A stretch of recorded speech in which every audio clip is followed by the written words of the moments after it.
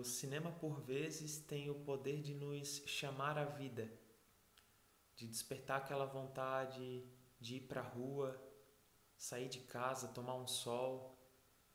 E eu não estou falando daquela sensação que temos quando assistimos um filme ruim.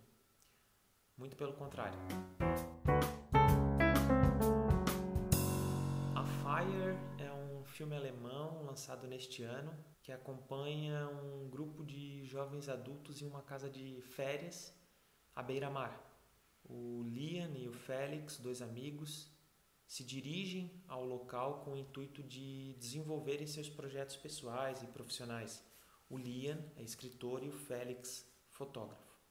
A propriedade, inclusive, é da mãe do Felix, que se esquece de contar para os dois que locou o espaço para uma moça chamada Nádia. Então, quando eles chegam nessa casa de veraneio, eles se surpreendem com a presença dessa mulher misteriosa. Mas como que o A Fire nos chama à vida? É muito simples. Ele faz isso também chamando o seu protagonista à vida. E quem é o protagonista? O protagonista é o Liam, o que parece ser um retrato da nossa juventude. Uma juventude sufocada com as perspectivas futuras. O sucesso, o trabalho e, em última instância, o amor e a iminência de um desastre climático.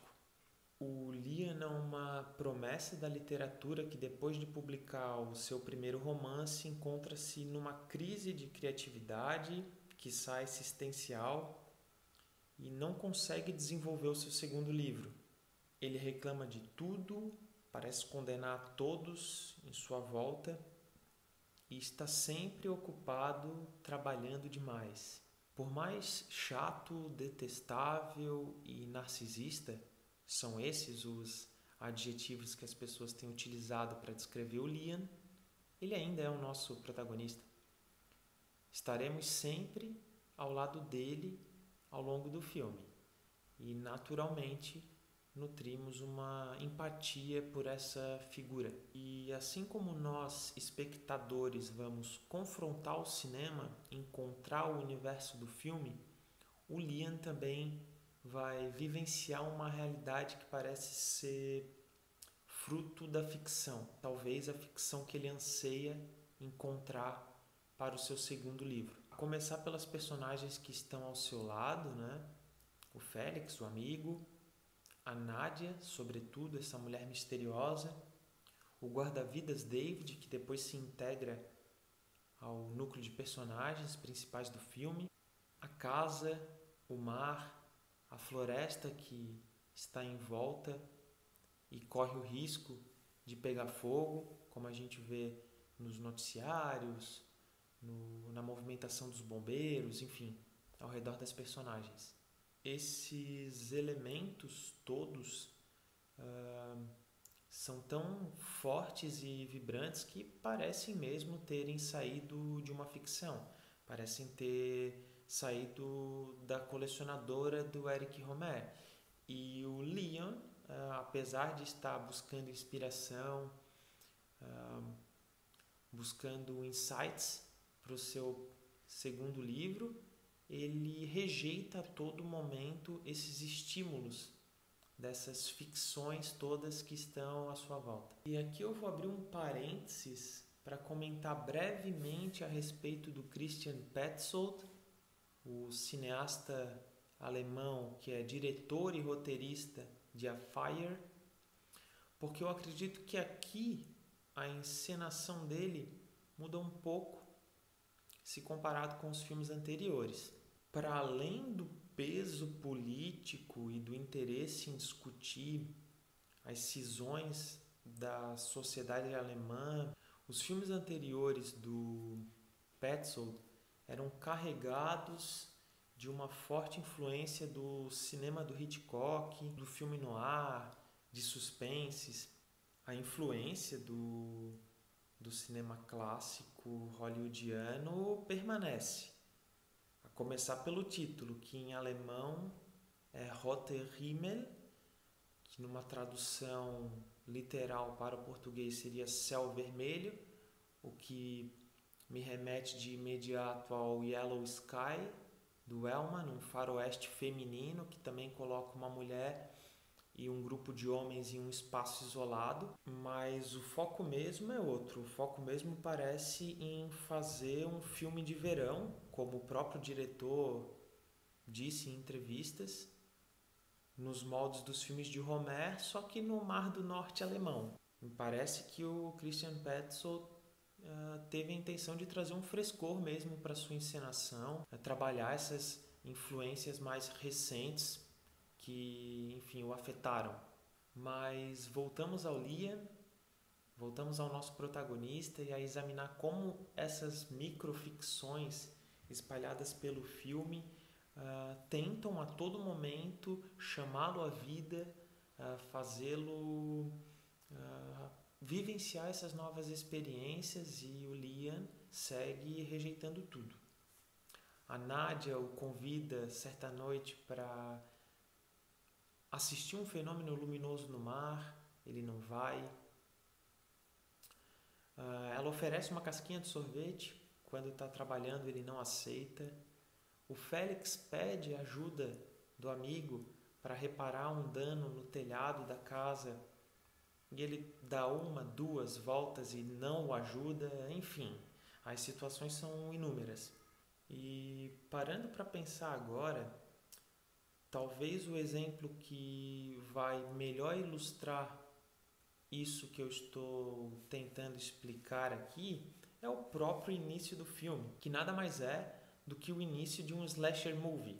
O Liam e o Félix estão indo para casa de férias, o carro dá um pane, eles têm que ir a pé, eles se separam no meio de uma floresta, começa a escurecer, enfim, eles chegam na casa, tem uma mulher misteriosa. Você deve estar se perguntando, quando o Liam desperta? Se é que ele desperta.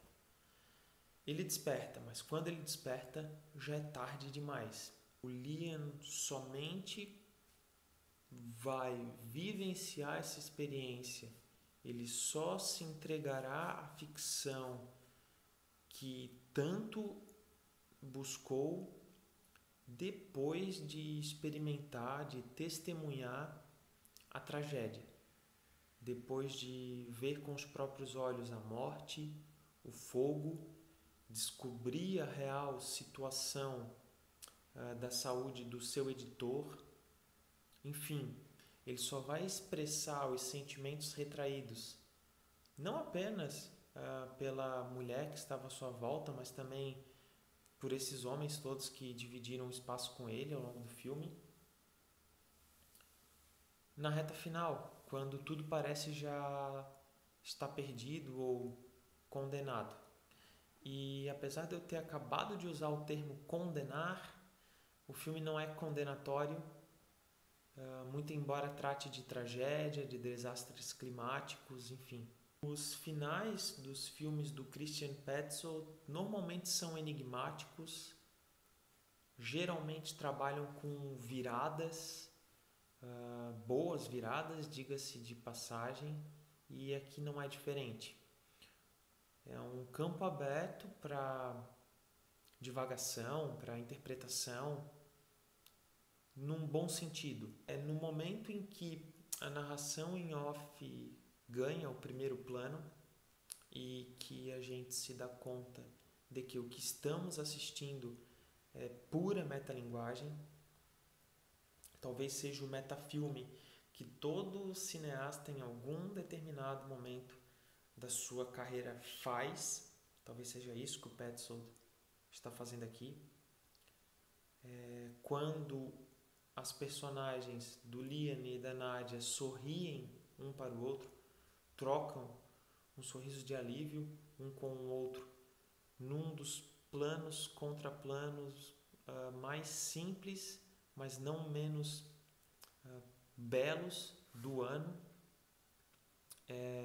No momento em que a canção tema do filme irrompe, sobe o som, é ali que eu entendi o que eu estava sentindo.